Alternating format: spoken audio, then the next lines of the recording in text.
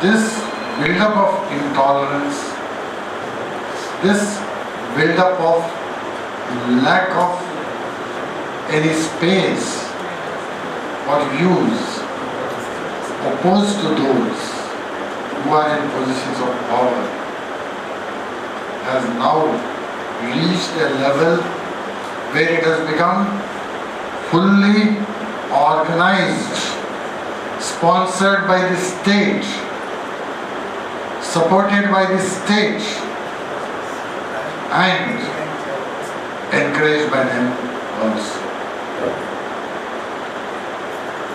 As a humanist, I am opposed to violence of all sorts. But the diet of Homo sapiens, the thinking man, has been one where there has been violence against other species. Lots of migrations, lots of wars,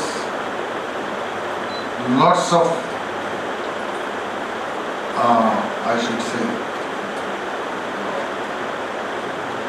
migration, yes, wars and aggressions have happened in search of dietary protein. As a biochemist, I have to look at that. As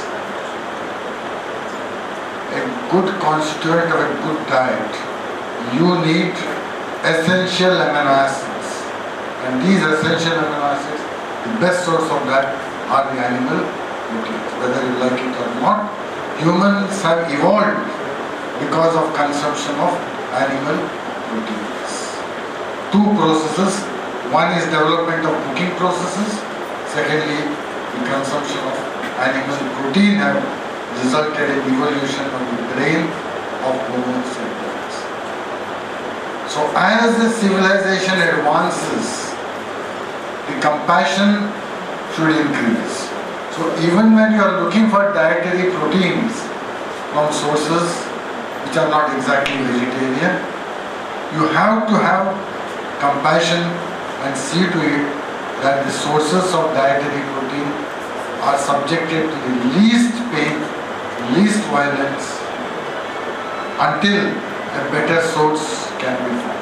Probably a better source will be found, and then you may not be needing to kill animals for your dietary quality protein. In our country now we see a great compassion by culling the species after their productive years are over. Otherwise, it's virtually impossible to support the dairy industry in this country. And if you are looking upon it, that the cow is mata because cow gives milk. Buffalo is also mata. Buffalo also gives probably more milk with higher fat content. So, these things in the name of Gomata, the violence that has been increasing in this country, the violence against those who do not conform to your line of thinking are on the increase in the last few decades. That's what I have been observing, because I have been working for the rationalist movement since 4 decades. More and more people are coming into our movement, more and more people are thinking rationally, but the opposition to them, which is organized by certain sections of the society, is also on the increase. If we take the murder of rationalists, which is a recent phenomenon, Narendra Davolkar was murdered 4 years back, and till date the culprits have not been found. Pansare was killed after a year, and Kalburgi about 1.5 years back. Still they have not found the perpetrators of this crime, and All these people were killed only for the views that they expressed, nothing else. And I'm very, very sad to say that I am again on the list. Lot of attempts have been made. Still, I am under police protection when I go to Bangalore. There are armed police round the clock protecting me. That too, due to a number of factors. One of the main factors was that I took up the investigation of a murder case which happened on the 21st of March 2016. That murder was because a devotee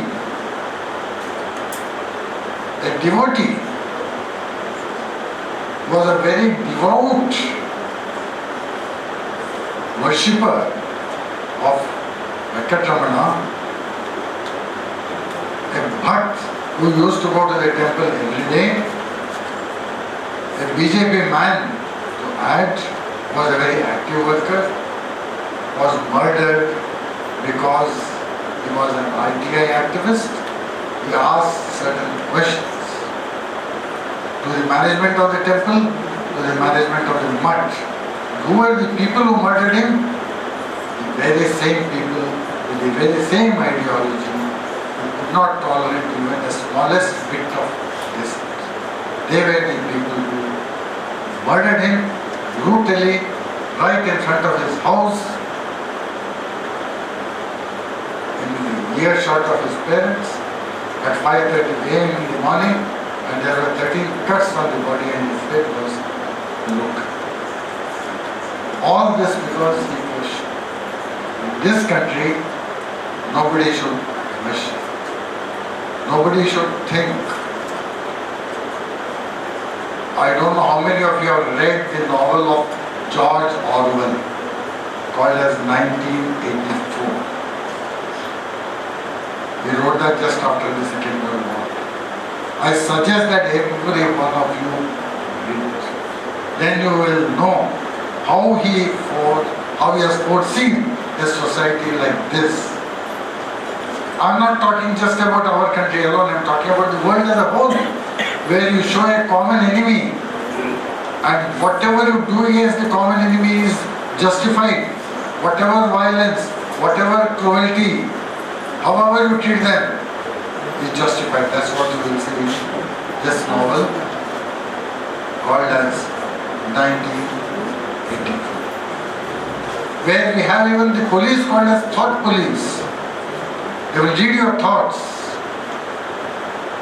Just like the ubiquitous TV screen that you have in your house today. In that novel there is a TV screen in every house. But it's not a one-way TV screen, but it's a two-way TV screen. Like your CC camera. So it's a CC camera and TV screen into one. So that every moment of yours, everything that you do in your house is watched. So that is where the society is coming today. Intolerance to everything. Intolerance to your way of thought. Intolerance to your diet. Intolerance to your dress. Intolerance to your relations between people.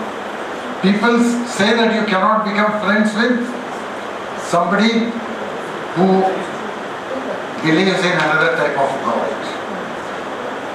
You cannot become friends, more particularly with somebody belonging to the opposite gender who believes in some other type of God.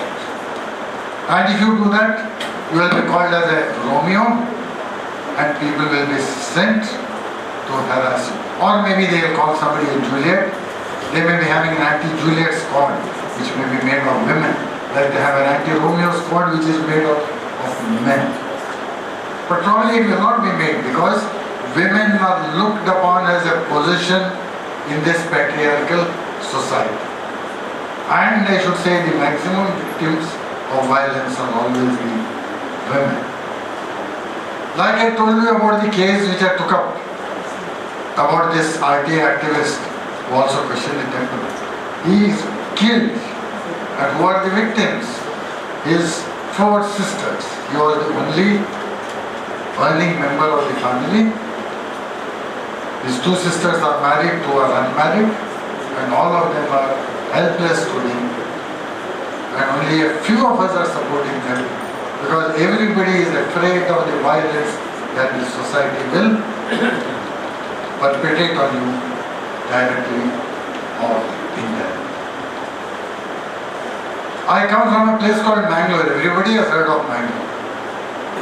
For all the wrong reasons. When I say Mangalore, oh, pub attack हुआ था उधर, moral policing हो रहा है उधर, birthday party attack हुआ है उधर. And Mangalore is a very, very cosmopolitan place. There are each child in Mangalore, by the time it goes to school, learns 5 languages. Hindi, English, Kannada, Konkani, Tulu. There are people who have come from there, migrated from there from various places. The original inhabitants are there. Then I am a Konkani speaking man, we migrated from Goa 400 years back because Goa was taken over by the Portuguese and they perpetrated violence against our ancestors, so which made us run to the southern parts of the west coast. Then in the second migration, which happened after 100 years, migrated the Roman Catholics, the Konkani speaking Roman Catholics who were in Goa. They migrated from there because one saint, you can imagine, Saint Francis Xavier, decided that they are not Catholic enough. They are not practicing the Roman Catholic religion as it should be. They are still practicing some of their old Hindu practices. So, they were also driven, they also killed. Then there are the Muslims there. So this society, which is multilingual, multicultural, people belonging to various religions, which has been living peacefully for decades, suddenly becomes a hotbed of communal politics. And that is again because of one, the so-called perception of minority appeasement, and secondly, the so-called growth of the majoritarian religious approach towards problems of the society. Unemployment, the other community is taking your employment. They have more unemployment than you. That doesn't matter, still they are taking it. They are buying all the properties, so the property prices are going up. Who is selling to them? You are selling. They eat the cow. Who sell the cows to them? The same people worship the cow. When it becomes old, they sell it to the man who eats the cow. And then they attack them saying that you are stealing the cows, you are doing this, you are doing that. The Kannada type, Kannada printing, Kannada is the language of all of Karnataka, not just of Mangalore. Who were the people who started printing in Kannada?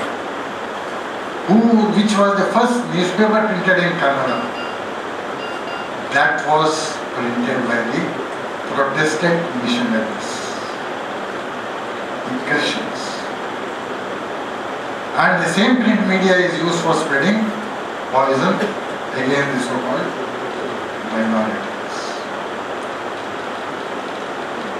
The workers fought for their rights, got decent wages, educated their children, and their children started going through the communal politics.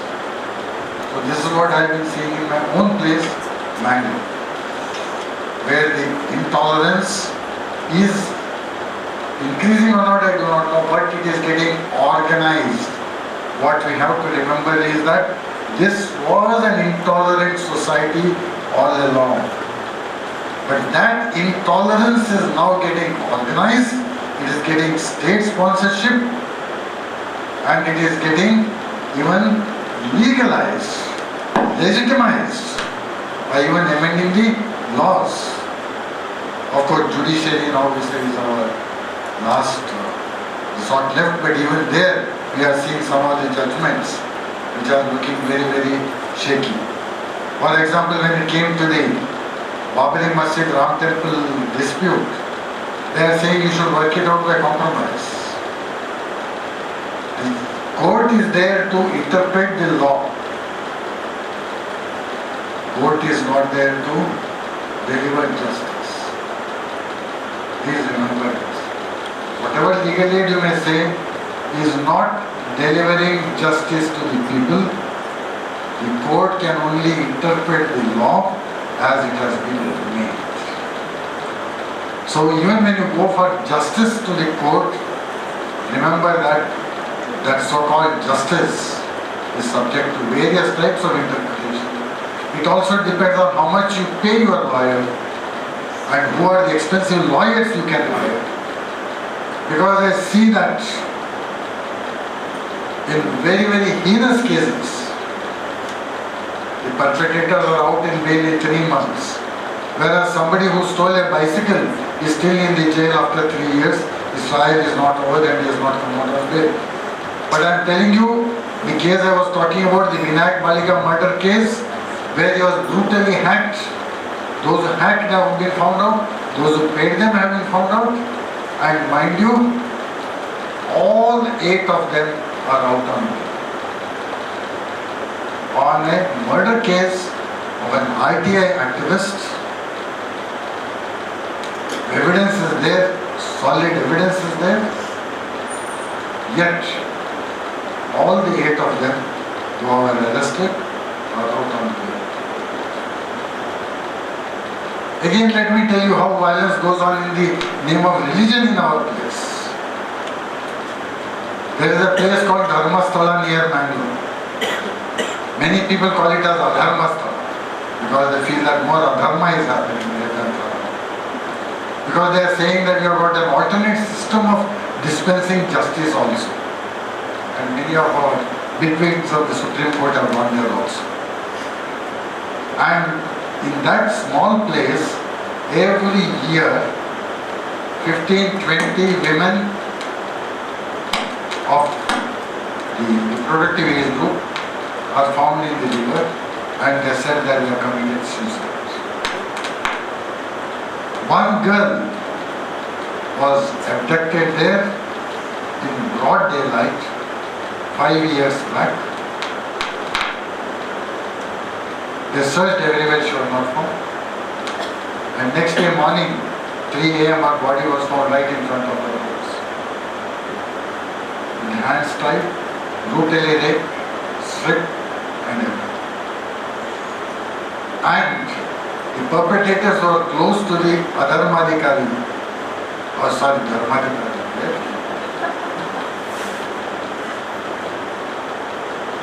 Nothing happened to them. They themselves caught one man who is mentally challenged, who is mentally troubled. A man weighing around 50 kilograms, around 45 years of age, he is supposed to have taken away a girl at 4 p.m. in broad daylight, kept her in the whole night, raped her, murdered her, and then carried the body all the way from somewhere and threw it there. And that man got bail 3 days ago. Of course, he getting bail is something I'm worried about. Because he is only accused in this case, and since he gets bail and he comes out, then probably that has been arranged by the people who actually did this. He may suddenly die from a strange or mysterious disease, or he may commit suicide, and the whole case becomes infructuous. Just like what happened to the Jayalalitha case, what they tried. Jayalalitha, though was number 1 in that disproportionate assets case, the Supreme Court has refused to give a judgment against her. saying that she cannot be convicted. So something like that may happen. So this violence is justified by the so-called religion, because I see that there are these, one, the colonial capitalist forces. Of course you have seen that violence happening here. When they wanted your hills for all their ores and all that. Then we have the religious forces, we have the reactionary elements of the bureaucracy and the government, and we have the feudal forces. These are the four forces which are perpetuating organized violence in this country. All of them are dependent on blind beliefs. I'm sorry that term blind belief is wrong. Because once I used that term with a visually handicapped person, I said blind belief. He said, what are you saying? Blind belief. Andhavishwas. It's wrong. You should not say Andhavishwas. You think that we blind people, we do not have reasoning? I said, yes. I should say wrong beliefs. Galat Vishwas. All these Galat Vishwas, wrong beliefs, are responsible for perpetrating this violence in our country, because there is always a justification for it in one of the things. You have killed somebody, do prayashchits. You kill somebody, your religion sanctions it. One rationalist, his name is Farooq. He is from Coimbatore. He was born in a Muslim family, but he aligned with us, rationalists. He said there is no God, and he was murdered 3 weeks ago by his own friends who belonged to the same religion which he gave up. They called him at 11 p.m. saying that there is a real estate deal come. Poor man went all alone. He was brutally beaten up, tortured and killed. Just for being an atheist. Atheism is okay, but apostasy is the worst crime. You are belonging to some other religion and you are an atheist, that's a different issue. But if you belong to Islam and then give up the religion and become an atheist, you become an apostate, which is much bigger crime than anyway, atheism is a crime, forget that. But it's a much bigger crime when you are belonging to the same religion which they claim is the only true religion in the world. In fact, every religion claims that we are the only true religion in the world. There is no exception to that. Christianity claims so. Islam claims so. Now the present brand of Hindutva, which is being perpetrated and sponsored by the state, that also claims Vasudha Daivam Kutumbakam. Yes. So they killed him for that.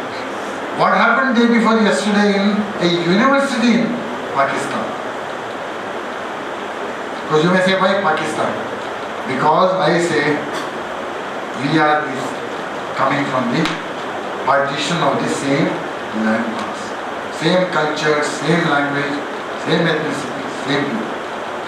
And same attitude also. Only more malignant. 3,500 students of the university got together and killed someone. Of course, when you criticize the same thing which happened in Rajasthan, they say, no. The sentiments of the people are affected. And mind you, though that man was a Muslim, he was a dairy farmer, taking that cow to his dairy. And he was killed, saying that he is taking the cow for slaughter. When I compare that, they say, no. This is because sentiments are affected. Here the sentiments are affected because an animal is being taken.